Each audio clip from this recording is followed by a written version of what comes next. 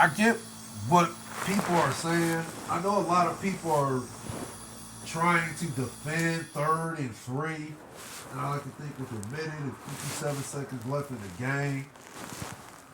And there are some people who saying, yeah, the Browns actually made the right call passing the ball because, okay, 3rd and 3, wouldn't the defense know that you need 3 yards? And, okay, you run the ball, right?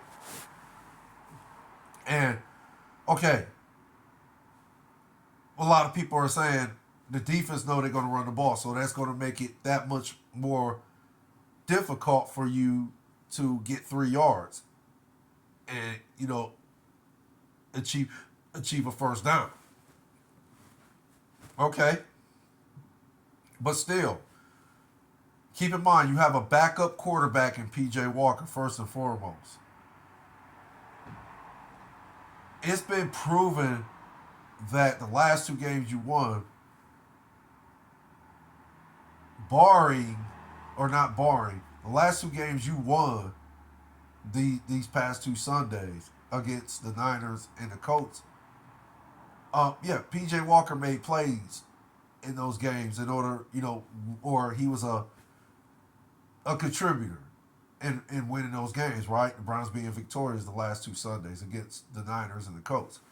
Okay, but now you have a 20 and you're up 20-17. The Seahawks have to either tie the game or yeah, best case scenario for them winning. Okay, so going back to the 3rd and 3, if you run the ball, not only you run the ball, but you're going to take some time off the clock too, unless Seattle calls a timeout, which yeah, more likely they will. But you still going to take some time off the clock. Not a significant amount of time, but you're going to take some time off the clock. I still think those seconds or those seconds or minutes or what 1 or 2 minutes is off the clock. Um, is significant. And then when you punt the ball, there's some seconds coming off the clock too, right? Okay, so again, if I was in that situation, not saying Stefanski, the call was horrific or it was a Swiss cheese brain like moment for Kevin Stefanski, if that makes sense. No, it was never on that level. But I'm just saying, and keep in mind, I'm not a head coach. I've never even played organized football or basketball. I've maybe 1 year of organized basketball. I forget. I played 1 year organized basketball, and I was 17 years old when I played. I remember, but no, I never played organized football. So I mean, did I have a chance of playing? Of course I did, but nah, that's for another story. But I never played organized football. So my knowledge comes from watching football and actually, playing backyard football and, just basically being around people who have that type of knowledge. And it was just more about me doing observational learning while I'm listening to how these people, you know, view the game and how they articulate it to where, people like me can understand it. And then I can, pretty much put it in my own words, articulate it, what I see on the field, if that makes sense. So yeah, I've never been at, of course, I've never played organized football. So no, I've never had, a head coach ever tell me or sit me down and try to teach me the game or, on a high school level, college level. No, never been on those levels. Never had a high school coach.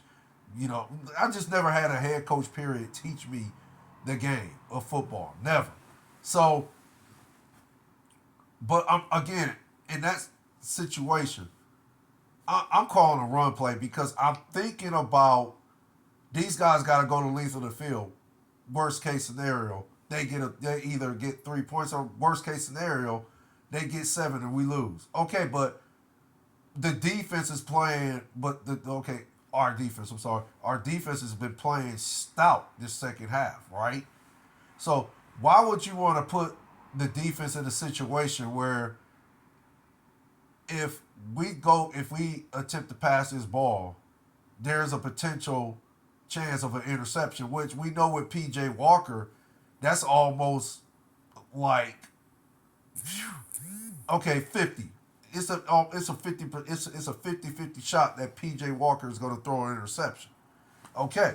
So, and that's clearly my opinion because of PJ Walker's, his career in the NFL as far as him being, a backup but slightly below average, if that makes sense, as far as a backup. I mean, goodness. The the Chicago Bears, gave him a contract, but then they later thought about it and didn't even sign him, didn't even, put him on active roster, if that makes sense. They cut him before the season started. So that just goes to show you what they thought about PJ Walker as far as in him being a starting quarterback. They looked at PJ Walker after they gave him a contract and just said basically, okay, we made a mistake. You're not that guy that we thought you were initially going in the season. So we're going to just go ahead and make the right decision now and just cut you. And then prior to that, PJ Walker's career, it's just been, average at best. Average. Not good. Not good, but slightly not bad, if that makes sense. But okay. He has a history of turning the ball over. Right? He has a history of not, basically reading the defense or just basically seeing the field, if that makes sense. That's just a small sample of what, I've seen as far as in him playing at the quarterback position for, these last few years, and then hearing other analysts describe it, his play on the field at the quarterback position. So, again, it's a 50-50 shot, in my opinion, if you decide to pass the ball, and you're putting this type of quarterback in that position, and you're asking him to make a play at that critical part of the game where we need to at least get a first down, and if we don't get this first down, well, we got to at least be able to punt the ball away and give our defense a chance to win this game for us. Okay. So, again, going back to 3rd and 3, a minute and 57 seconds left, I would have just ran the ball because I'm not putting my defense in a position to, not at least have a chance to defend, from a decent part of the field. I'm not going to put my defense on the 40-yard line, if that makes sense. Yeah, defense, our defense has been great. It's been elite this year. But why would you put your elite defense in that position unless they're just like the Baltimore Ravens type elite defense back in the day, if that makes sense, where they was pitching shutouts decades ago. So yeah, you can put that type of defense on the 40-yard line, and I'm pretty sure they would have, either made them go 4 and out, if that makes sense, or okay, worst case scenario, they would have got a field goal. And I'm talking about against the Baltimore Ravens defense decades ago. But as great as the Cleveland Browns defense has been this year, Myles Garrett playing lights out at the highest level. Again, he might even get MVP. I'm sorry, not MVP. He might win Defensive Player of the Year award this season, right? After the season's over. He might win that award, Myles Garrett. So we know Myles Garrett's elite. I'm not even going to get into the stats, numbers, analytics. I ain't doing all that. We know Myles Garrett is elite. Do the eye test. He's elite. He's going to be perhaps the best defensive player. He might win that award, Defensive Player of the Year. He might be that guy this year when the season is over. But still, I'm not putting the Browns defense at that position on the 40-yard line. I'm not doing that because anything can happen. Anything can happen. The damn Seahawks can call some kind of fluke play, or coverage can break down, or they can run the ball, get a lucky run, or do a screen pass, or do motion, and do some type of motion play where the guy gets he's running and he gets a wide open pass with defenders in front of him. If that makes sense, it's a short little dump off pass to the receiver, but he's got blockers in front of him to where he can run behind the blockers, find a seam in the D, and then bam, take off, get about 20 yards. Now you're on a what? What is it? 40. Now you're on a gosh, okay, 30, 20. Gosh, I want to say you're on the 20-yard line, right? Let's say you're on the 20-yard line. Okay, you're on the 20-yard line. Now you're in field goal range. But again, 33, a minute and 57 seconds left. If you don't call the pass play and the run play, and yeah, you could fumble the ball. Anything can happen. You could fumble the snap, fumble the ball, handoff goes south. All that could happen. But I'm taking my chances on handing off the ball, and you could put Kareem Hunt. The draw play seemed like it was working in today's game. And Jerome Ford looks like solid running the ball. So why couldn't you call, or that Pierre Strong dude was running good today. He looked solid. So why couldn't you call a run play for any one of those three running backs? Or, one scenario, you could put Jerome Ford, Kareem Hunt in the backfield, or Jerome Ford and P.J. Strong in the backfield. Why you ain't, draw a play like that?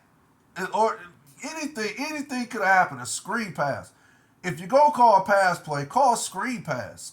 Call something to where your chances of throwing an interception is minimal. But they didn't do that. They called the pass play, and you saw what happened. It was an interception.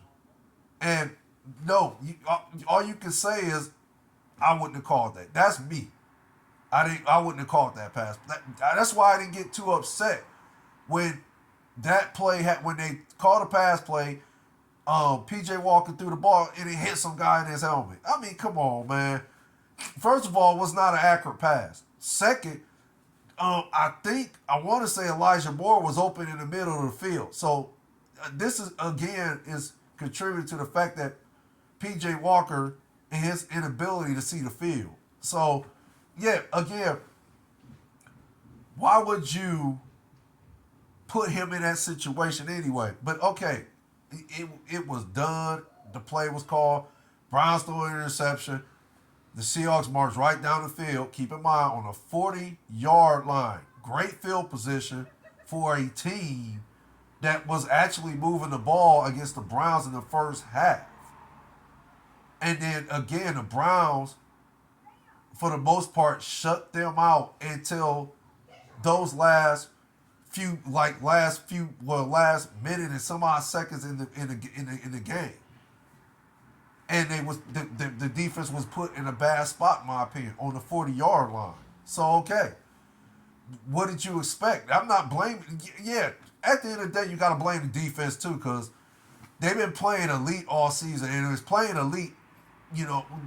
Disregard the first half. They looked like trash in the first half, right? Giving up 17 points. But they got it together in the second half. And again, they was pitching a shutout until that pass play was called on 3rd and 3 with a minute and 57 seconds left in the game. And then the interception was thrown, and then the defense was put in a bad spot with the Seahawks on the 40-yard line. Great field position. It was like almost a gift, because that's the only way the Seahawks would have had even a remote chance, or maybe perhaps, let's just say it was a gift. Because to put you on the 40-yard line and y'all need either 3 or 7, you need 3 to tie and 7 to win the game. Yeah, that's like a gift to be on the 40-yard line, a minute and some odd seconds left. And we need 3 and we need 7. We need 3 to tie and 7 to win the game. If we can get 20 yards, okay, worst case scenario, we can tie the game up. Yeah, the field goal kicker could have missed it. Again, all these scenarios could have happened. But, okay, the worst case scenario happened for the Browns. The worst case scenario happened for the Browns when they called that pass play on 3rd and 3. And again, I think that was the biggest play of the game. And I'm not saying Kevin Stefanski was, I'm not saying it was a bonehead call. It wasn't. Yeah, I guess analytics in hindsight would have said, oh, that was the correct football play to make, or that was the correct football call to be made, right? 33 call pass play because defense know you're gonna run the ball. Okay, I guess analytics will back Stefanski on that call, and I guess most of the NFL analysts and head coaches and so forth were back Stefanski on saying that was a correct call on 3rd and 3. But for me, no, you don't pass it in that situation. At least I wouldn't have did it. I'd have ran it. And like I said, I'd have ran it with either Kareem Hunt, Pierre Strong, and Jerome Ford because they were all running the ball. It was like the run game was strong today, if that makes sense. It was strong enough for them. You can't get me 3 yards, and y'all actually been getting, not chunk yards, but getting, 4 here, and then the next play, 3 more, and now we're in these situations, 3rd and 3, where it's manageable. So the run game has been putting the offense in manageable positions for the most part in today's game, if that makes sense. So, again, yeah, I know that, most football people going to back Stefanski on the call. But, again, no, I wouldn't have called it. I'd have called a run play. I'm sorry. I'd have called a run play. Simply because the run game was strong.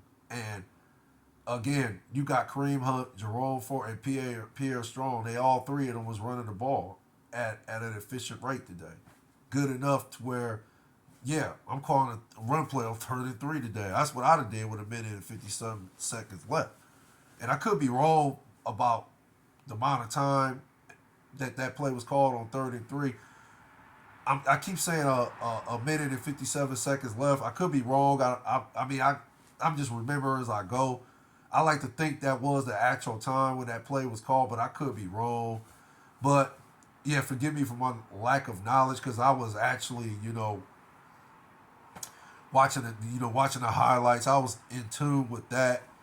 So I wasn't really, I was paying attention, but I wasn't paying attention enough to try to remember if the time was right when that play was ran. So, yeah, forgive me for my lack of knowledge if I'm wrong. But, yeah, no, for me, I'd have called 3rd and 3. I'm sorry.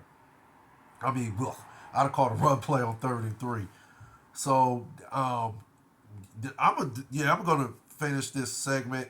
I'm gonna do another segment. This is like part 1 of it. I'm gonna do part 2 tomorrow morning. So yeah, I would further analyze this game and give my try to give an official report on my opinion why the Browns actually lost this game. Again, ultimately, you can blame the defense. Yeah, you can. You can say it was the defense fault. The defense should have held them, but they didn't. I blame the call, the offense. I blame the call more. And again,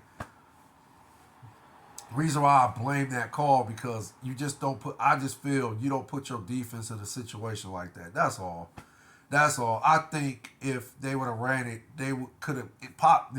They perhaps the situation would have been much more suffice for the team, and it would have put them in a better position to win the game if that makes sense, in my opinion, if that makes sense.